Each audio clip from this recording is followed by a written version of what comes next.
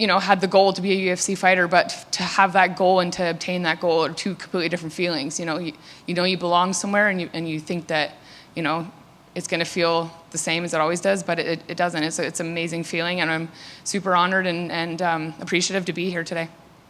I know it was a bit since you've had a fight too. There was a little bit of a layoff there. What was it like during that time, not knowing if you would fight again or win? I kind of had that over the last 4 years. I had a good two-year layover before I fought in that 2021 fight, and then from that 21 fight till now. So I'm not really a stranger to that time off, and I found that during that time off, I kind of become a sponge to the sport, and I really just dive deep and just really learn and try to evolve my game. So, where I'd like to be fighting more often, it just wasn't a thing that was available to me. There was just no opponents and nobody that was available to fight. But I don't really think I'm going to have a problem anymore finding a fight. So here I am now. And speaking of that, when do you want to get back in there? I mean, there's a Vancouver card and, a couple weeks off, and I'll be ready to go for that. But I'd like to fight as often as possible and stay active. And, I came out of this fight pretty unscathed, so I'm ready to go whenever. And what are your thoughts about your opponent missing weight? I know that, that's happened sometimes. There's, sometimes extenuating circumstances. What were the thoughts when you found out she wasn't going to make weight? To be honest, I don't want to say I don't care, but it's just never been something that's ever happened to me. So I'm not really sure how one person in that position feels. It is very frustrating. I feel like it's something that we can control. But definitely there's so many different elements to not being able to make weight as a female. I get that, and we were never going to say no to this opportunity. So I didn't really think twice about it. I wasn't going to let it be an issue or a thought in my mind. I kind of just said, okay, whatever, we're taking the fight. We'll just move past. Thank you. Thank you so much. If you could, we definitely saw the kicks were playing a big part out there for you. What was the overall game plan for her coming in tonight?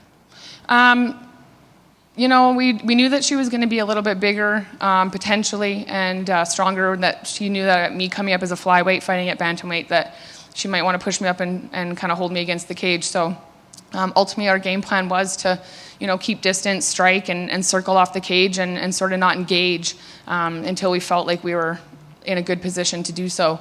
And then once we got our hands on each other tonight, I felt like I wasn't undersized. I knew I wasn't going to be under strength. I have a really good pre-fight game plan. I have amazing coaches with my strength and conditioning and my striking and grappling. So, we were really prepared for what we thought she was going to do. And we always have game plan A, B, and C. So we had lots to work with tonight.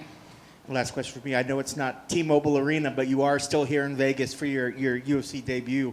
How special was that for you, and could you feel the bigness of being here in Vegas? I mean, yeah, Vegas. Who doesn't want to fight in Las Vegas? It's awesome to say your first UFC fight was in Vegas, no matter where it is. I could be fighting in a cage in the parking lot, because really what matters is what's going on in the cage and what the outcome is.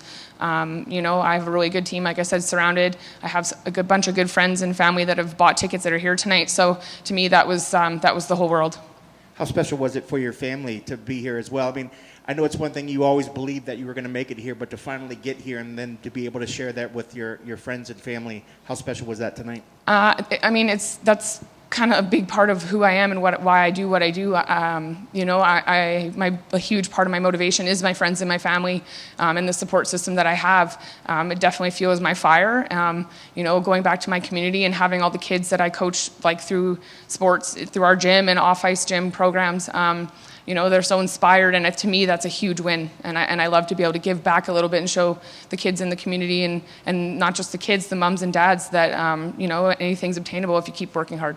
Do you know if any of the kids and the families got together to watch your fight tonight? Oh, man. I know for a fact we have a baseball tournament in Squamish. It's huge. They scheduled no games at 1:30. They have a huge projector screen and a viewing down at the whole ball field. And then my strength and conditioning gym, they did the same thing. They canceled classes. They have projector screens. There's viewing parties all over Squamish. I have 15 friends in Mexico sitting in the airport watching it right now. So I'm really, really grateful, and I'm really blessed with the family and friends that I have. That's awesome. Congrats on the victory, and welcome to the UFC. Thank you so much.